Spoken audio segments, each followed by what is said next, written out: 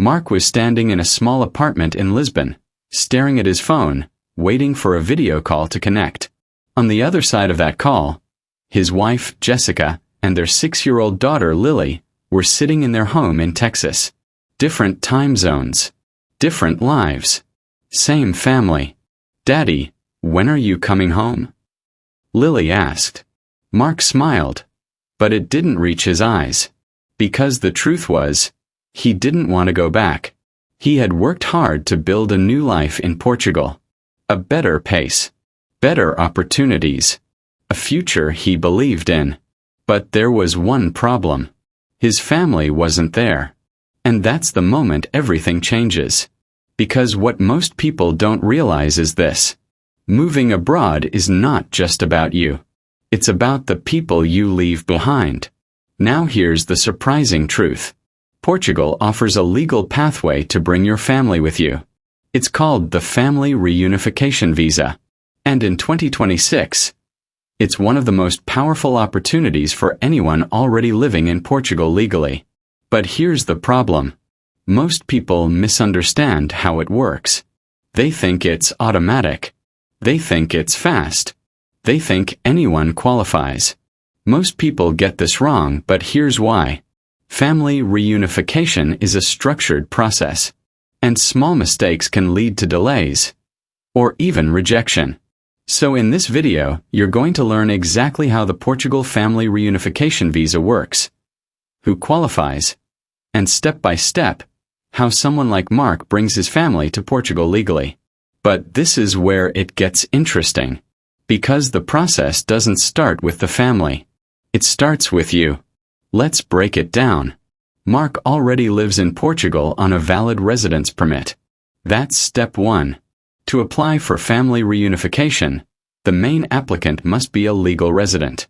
That means holding a residence permit for work, study, or other long-term stay. Now here's the key insight. Your status determines everything. If your residency is temporary or unstable, your application becomes weaker.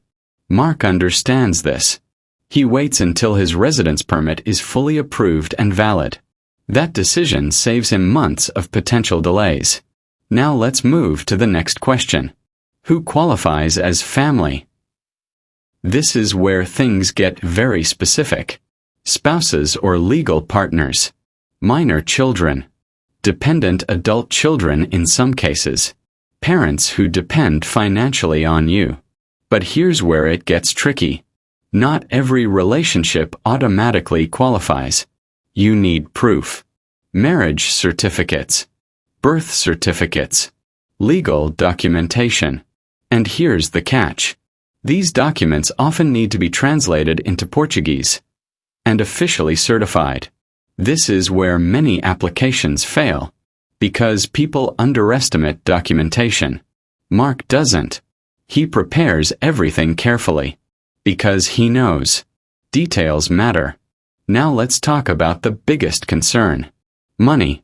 Can I afford to bring my family? This is where most people hesitate. Portugal requires proof that you can financially support your family members.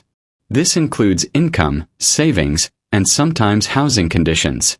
But here's the surprising truth. You don't need to be rich. You need to be stable.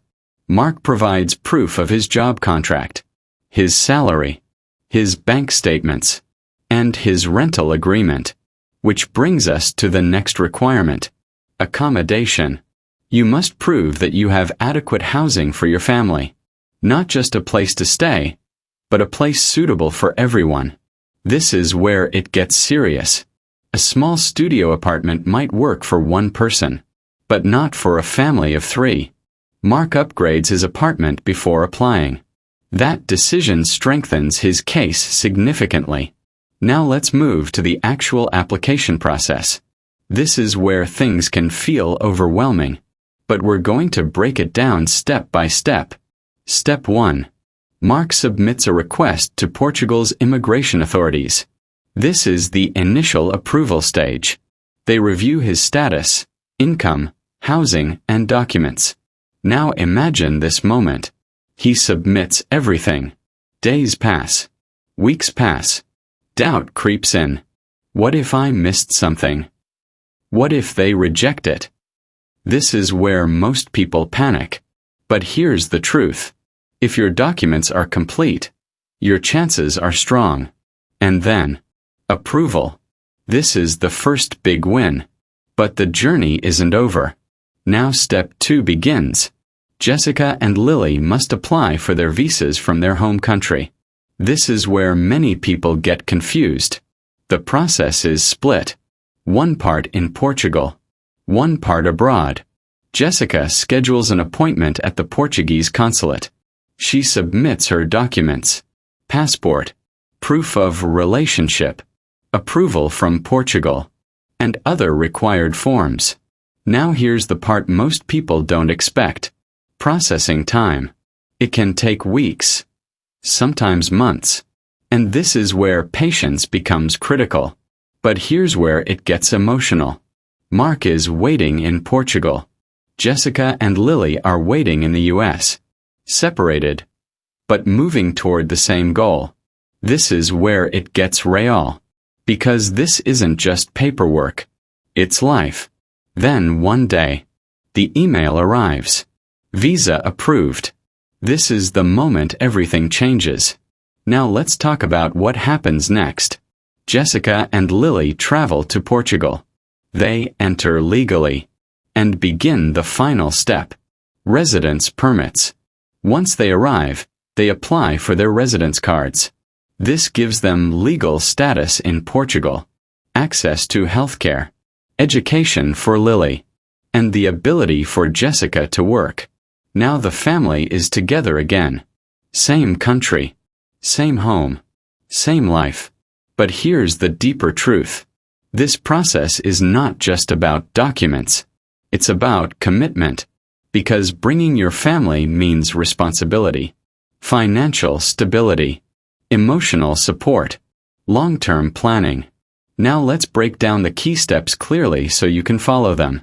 First, ensure you have a valid residence permit in Portugal. Second, confirm that your family members qualify under reunification rules.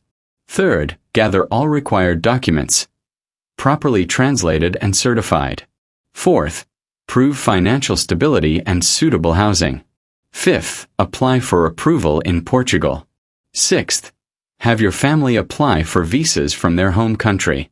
Seventh, complete residence permit procedures after arrival. Simple in structure, but powerful in impact. Now here's the part most people overlook. Timing. Many people rush the process. They apply too early, or without proper preparation. And that leads to delays. Mark does something different. He plans ahead. And that makes all the difference. Now let's address a common fear. What if my application gets rejected? It's possible. But here's the key. Rejections often happen due to incomplete documents or weak financial proof. Not because the opportunity doesn't exist. This is where preparation becomes your biggest advantage. Now let's zoom out. Why Portugal? Why bring your family here? Here's the bigger picture. High quality of life. Safe environment. Affordable compared to many Western countries.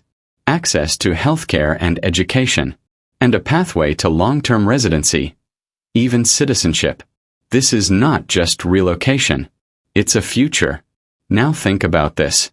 A year from now, you could still be living apart from your family, managing long-distance calls, missing important moments, or you could be building a life together in a new country, new opportunities, new experiences, new beginnings, because that's what this visa really offers.